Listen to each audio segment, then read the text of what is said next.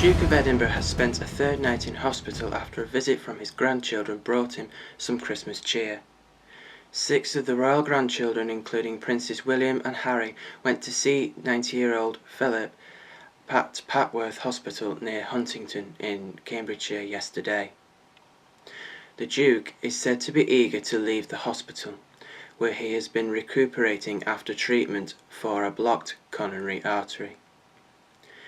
He will be disappointed if he misses the royal family's Boxing Day shoot, usually led by the Duke, which is expected to go ahead as planned.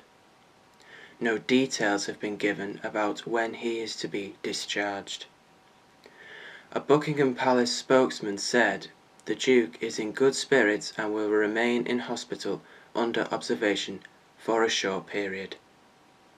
The Queen will continue to be briefed on his condition. We do not have details of a release date at this stage. Philip was taken to Papworth at a specialist heart hospital on Friday night after complaining of chest pains. Following tests, doctors discovered a blocked artery and he underwent a minimally invasive procedure of coronary stenting, which was declared a success. This is the most serious health scare suffered by the Duke, who is known for being a robust and active 90-year-old.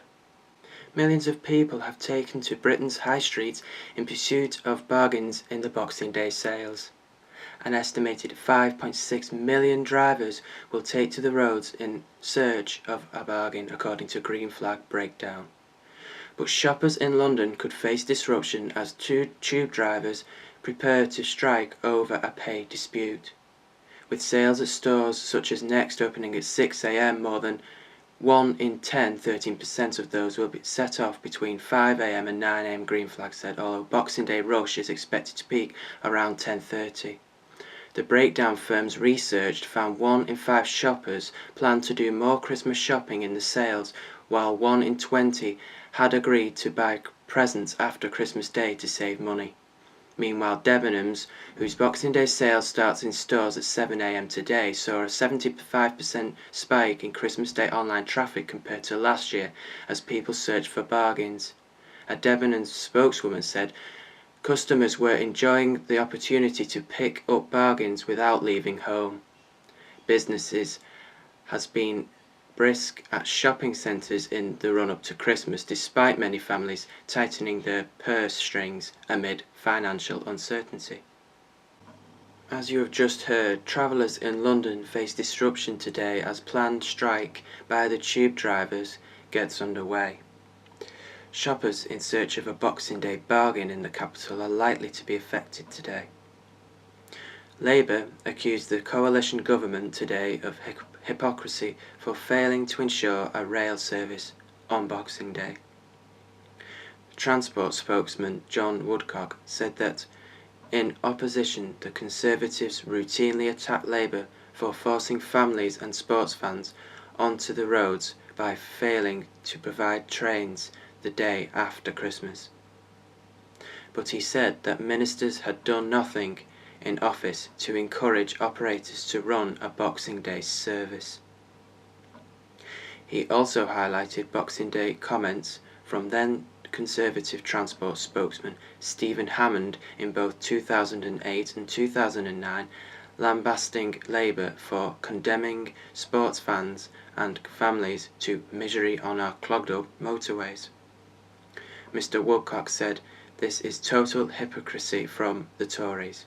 Year after year in opposition, the Tories attacked the Boxing Day rail shutdown, but in government they have done nothing to encourage rail operators to run a Boxing Day service, and this Boxing Day most trains are not running." This is typical of the Conservative Party's opportunism, making promises that they had never had any intention of keeping. Transport Secretary Justine Greening should tell us what she plans to do to ensure that Boxing Day services do run in the future, or else admit that her party was simply chasing headlines in opposition by raising this issue and had no real intention of doing anything about it. Last week, a High Court judge concluded that the planned strike by tube drivers embroiled in a pay dispute was lawful and could go ahead. Drivers belonging to the Unison ASLEF are to stage a 24-hour strike over the union's demand for extra pay for its members working on the public holiday. London Underground said tube services were likely to be significantly disrupted, but vowed to run as many as possible.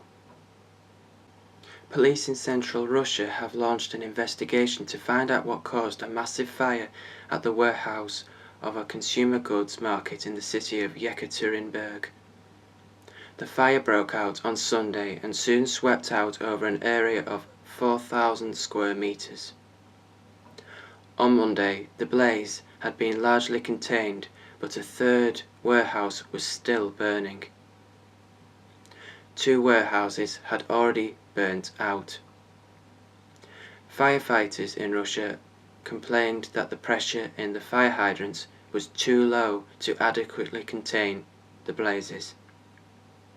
It is a dead-end network. It leaves a lot to be desired, said the first deputy head of Russia's emergency ministry, Dekretay, in the Sverdlovsk region. Around 150 firefighters, 32 vehicles and a special fire train took part in the firefighting operation. No casualties or other injuries were reported. And finally, the Wives have reached the top spot in the charts for the military tribute. It is the biggest selling single of the year and now the Christmas #1. The Military Wives Choir has marched to the top of the charts with the song Wherever You Are. The single Wherever You Are sold 556,000 copies in the last week, more than the rest of the top 12 combined, the official charts company said. Gareth Malone formed the group for BBC Two's programme The Choir, which climaxed with the group performing at the Festival of Remembrance at the Royal Albert Hall. Proceeds from the single are being donated to the Royal British Legion and the Soldiers, Sailors, Airmen and Families Association. The choir's success was announced at 3 p.m. today during the festive edition of BBC One's Top of the Pops. Malone said, "This is so surreal. Who would have guessed in those first rehearsals that we could take Christmas #1? It is testament to the military wives' hard work and the nation's support of them, as well as the power of the singing. It's a winning combination, a Christmas #1 winning combination. Thank you to the British public for supporting the Royal British Legion and Forces help by buying this single. Chris Evans and Radio 2 have helped us to showcase the talent and strength of these amazing women. The support of the British military for the choir has been fantastic. I'm delighted that they have found their voice. We did it." Lovely story. And that is it from us.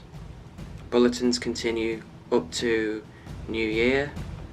But from all of us here at GAP, enjoy the rest of your Boxing Day. Good night.